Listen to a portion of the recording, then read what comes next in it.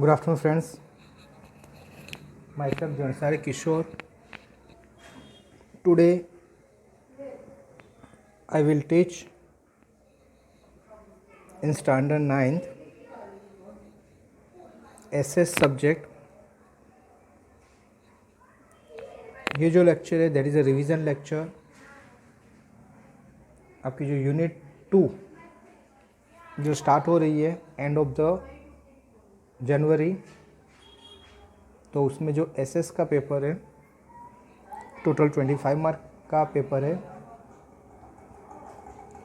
जिसमें आपको question answer 2 mark के 5 आएंगे, यानी 10 मार्क वो होगा, और दूसरा 3 मार्क के 5 क्वेश्चन आएंगे, वो 15 मार्क होगा, एंड टोटल 25 मार्क आपका ये पेपर का है, जिसमें क्वेश्चन आंसर है जो मैं आपको छोटे और बड़े कुछ क्वेश्चन आंसर आपको मैं एक्सप्लेन कर रहा हूँ.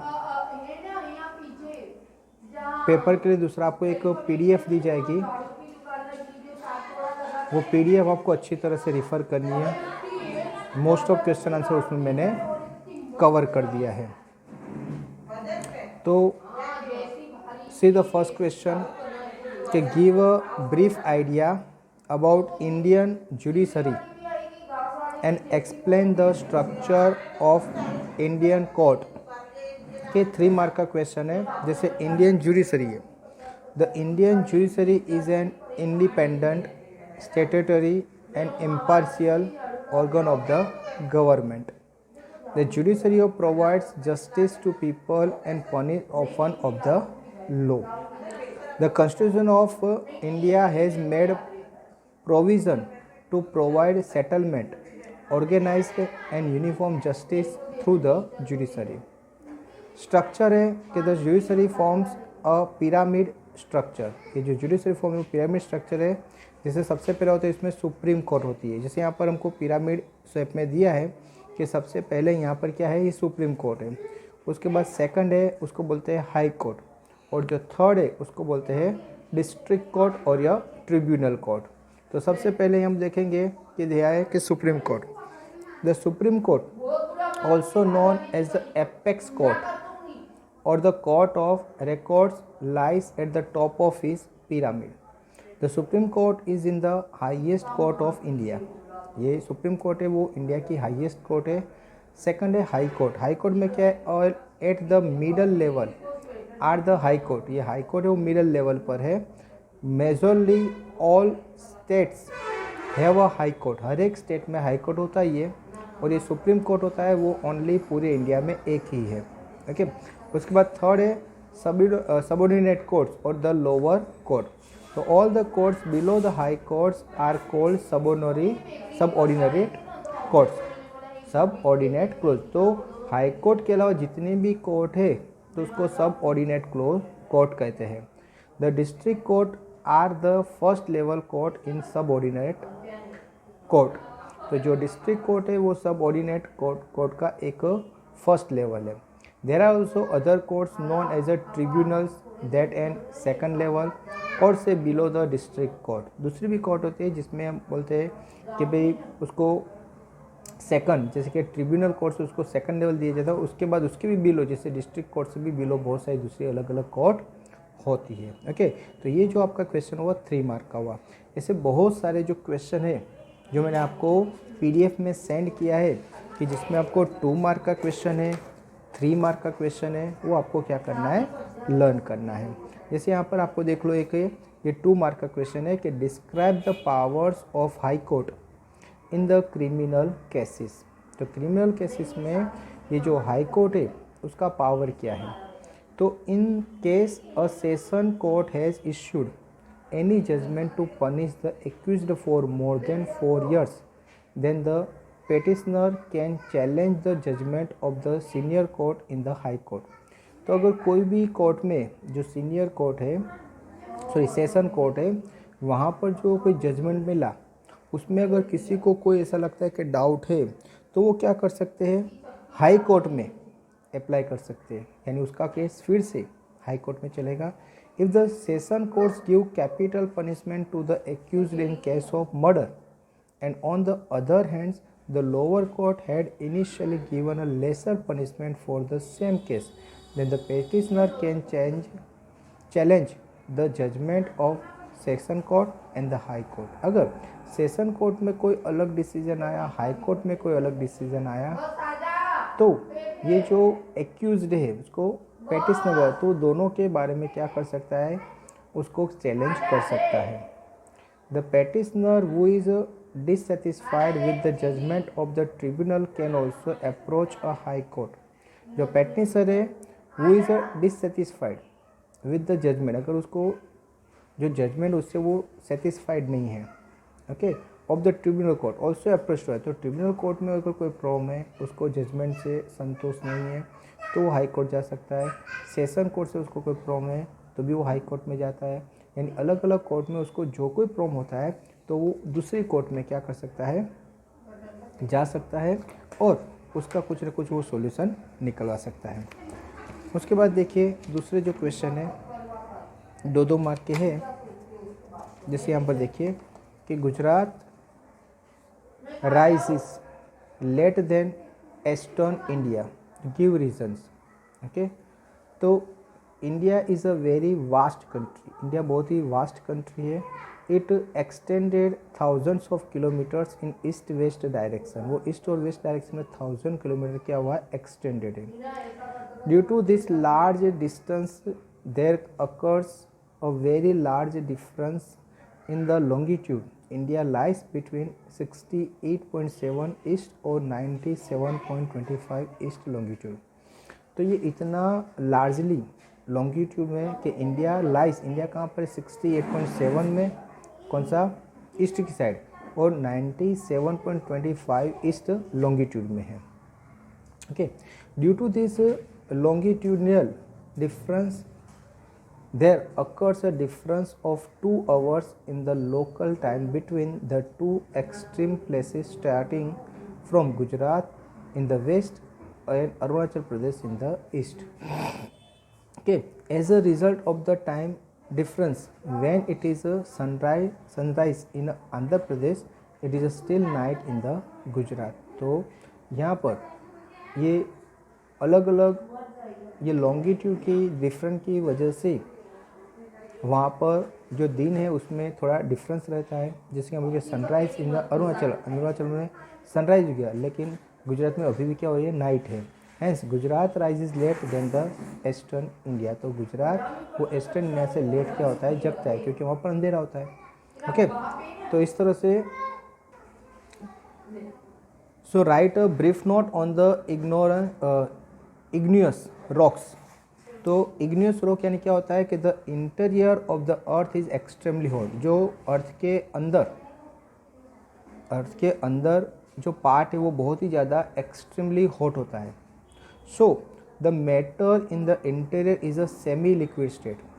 ओके, जो इंटीरियर है वो क्या है, सेमी लिक्विड स्टेट में, which is called as a magma और अ लावा। उसको हम क्या बोलते हैं, मगमा और लावा कहते हैं, क्योंकि इंटरनल जो पार्ट होता है वो बहुत ही हॉट होने की वजह से उसको मगमा और लावा कहते हैं। When this magma cools and solidified it crystallize and turns into इंगियस रॉक। तो ये जब मगमा कूल हो जाता है और वो सॉलिड हो जाता है, तो ये उससे जो रॉक बनता है उसको बोलते हैं इग्नियस रॉक इसको कहते हैं। Since this rock are formed due to the effect of heat, ये जो होता है वो हीट की वजह से होता है। दे आर कॉल्ड इग्नियस यानी अग्निया, और फायर रॉक, इसलिए उसको फायर रॉक कहते हैं। During the formation of earth crust igneous rocks are first to be formed, hence they are called primary rocks. Okay, तो ये सबसे पहले जो रॉक मिला था इसीलिए यही मिला था, इसीलिए उसको प्राइमरी रॉक भी कहा जाता है। Igneous rocks are found at many places in Rajasthan. Igneous rock बहुत सारी जगह, जैसे राजस्थान में मिले जाते हैं, मध्य प्रदेश में मिले जाते हैं, साउथर्न पेनिनसुला में मिले जाते हैं। Igneous rocks are the most solid of all rocks, बाकी जो जितने भी रॉक है उससे ये बहुत ही ज़्यादा सॉलिड होते हैं। Now types of igneous rock, तो उसके टाइप्स क्या है, तो इंट्रूसिव और प्लूटोनिक रॉक्स, इंट्रूसिव और प्लूटोनिक रॉक्स, एक्सट्रूसिव और वॉल्केनिक रॉक्स, एक्सक्लूसिव और दूसरा होता है वॉल्केनिक रॉक्स, और थर्ड है हाइपरबाइसल और सब वॉल्केनिक रॉक्स। एग्जाम्पल, तो granite, a plutonic rocks and basalt as extrusive rocks is extrusive rock. तो ये अलग अलग रॉक के क्या हुए टाइप हो गए। ओके, तो इस तरह से ये जो 2 मार्क के या 3 मार्क के मैंने आपको क्वेश्चन आंसर एक्सप्लेन किए, दूसरे 2-3 मैं आपको एक्सप्लेन कर देता हूँ। The physiography of India is quite diverse.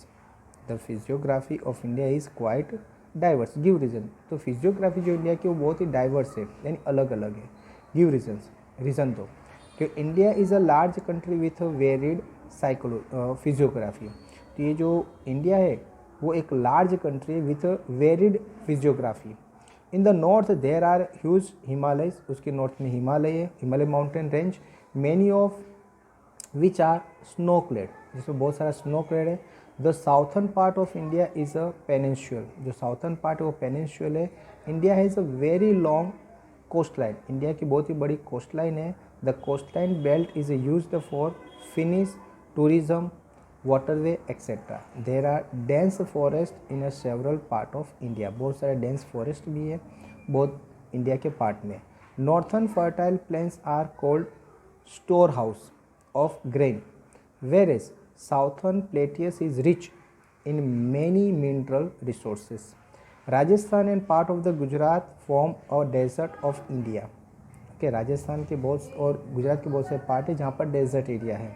तो owing to variety of the relief feature found in India, it can be a said that the physiography of India is a quite diversified. तो हर एक जगह अलग अलग feature होने की वजह से हम कह सकते हैं कि पूरा जो इंडिया है उसमें जो फिजियोग्राफी है वो हर एक जगह अलग अलग है। ओके, उसके बाद नेक्स्ट क्वेश्चन देखते हैं।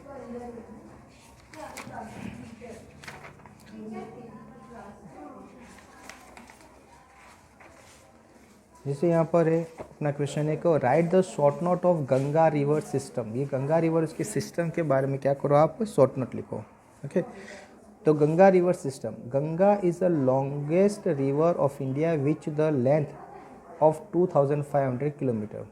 ये जो गंगा है वो इंडिया की सबसे लॉन्गेस्ट रिवर है जिसकी लेंथ है 2500 kilometre. It has the largest river basin in India, ये सबसे लार्जेस्ट रिवर बेसिन इंडिया की।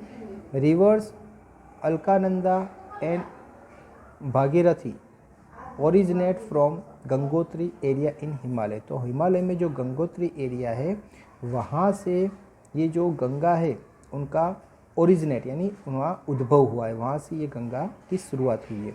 These rivers merge with each other at a place called Devprayag in Uttarakhand. ये जो रिवर है वो इकट्ठा हुई कहाँ पर, देवप्रयाग जो उत्तराखंड में है वहाँ पर मर्ज होती है दूसरे रिवर्स से। The flow of river from Devprayag is known as Ganga. ये जो देवप्रयाग का रिवर है उसी को क्या बोलते हैं, गंगा कहते हैं।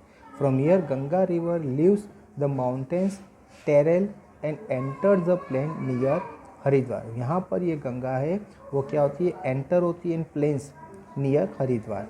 Many small rivers namely Ghaghara, Gandak, Kosi etcetera come from the north direction and meet Ganga. The origin of this river lies in Nepal. तो अलग अलग दूसरी जो रिवर है ये भी उनको मिलती रहती है और उससे फिर गंगा का जो साइज़ है वो बहुत ही बढ़ गया है। River Yamuna emerge from Yamunotri in Himalaya. जो यमुना रिवर है वो यमुनोत्री जो हिमालय में वहाँ से उसका इमर्ज हुआ है। Flowing to the right side to Ganga. Okay, flowing to the right side of Ganga की राइट साइड से फ्लो होती है। It merge with Ganga near Allahabad, वो मर्ज होकर इलाहाबाद में उसको मिलती है। All this rivers contain a very large volume of water, इसमें बहुत ज़्यादा पानी होता है। Hence the northern plain experience flood at most every year, इसलिए नॉर्थर्न में मोस्ट ऑफ क्या होता है, फ्लड आता है। This floods cause a heavy loss of lives and property in some area, जिसकी वजह से ये फ्लड की वजह से बहुत सारा लॉस प्रॉपर्टी का और लाइफ का लॉस होता है। On the other hand, India has also been able to prosper its agriculture through the fertile plains. तो एग्रीकल्चर यहाँ पर है, फर्टाइल लैंड है, तो इसकी वजह से ये बहुत ही प्रॉस्परियस है, फॉर्मली बाय दिस रिवर्स, और ये रिवर की वजह से ये पॉसिबल है. Few reverse like Chambal and बेटवा originate in a peninsular plateaus and meet Yamuna, whereas Sun River meets Ganga. These rivers originate in semi-arid area, are short and contain less water. Okay, तो उसके अलावा बात यह है कि the combination flow of the river from north and south is divided ahead into two branches in the West Bengal. The further flow is discussed below. कि the main branch of Ganga flow the entire Bangladesh where she is known as a Padma. ये गंगा का जो पानी वो बांग्लादेश में जाता है, वहाँ पर उसको पद्मा नाम से बुलाया जाता है. Padma flows through Bangladesh where Brahmaputra meets, वहाँ पर आगे उसको ब्रह्मपुत्रा मिलती है. The combination flow of Ganga and Brahmaputra is known as Jamuna. ये गंगा और ब्रह्मपुत्रा का पानी मिलकर जो आगे बढ़ता है उसको जमुना कहते हैं. फर्दर रिवर मेघना merge with Jamuna and there combination flow is called मेघना. ये जमुना का पानी मेघना को मिलता है और आगे उसको नदी का नाम हो जाता है मेघना. लास्टली मेघना मीट्स बे ऑफ बंगाल. ये मेघना का पानी बे ऑफ बंगाल को मिलता है. The second branch is as a Bhagirathi Hooghly in the West Bengal. The branches then finally enter into Bay of Bengal. Thus, finally, these two branches meets the Bay of Bengal. The Ganga Brahmaputra delta is the most fertile delta and is known as a Sundarbag. Ambala city work as a water divide between Ganga and Sindhu rivers. Ambala to Sundarban is also 800 km and it has got a very gentle slope. Friends, तो इस तरह से जितने भी question है 2 mark के 3 mark के ये आपको एसएस में दिए है. टोटल 25 मार्क का पेपर है. आपको अच्छी तरह से उसकी जो पीडीएफ है वो आपको ध्यान से देखनी है. Okay friends, thank you very much to listen me carefully.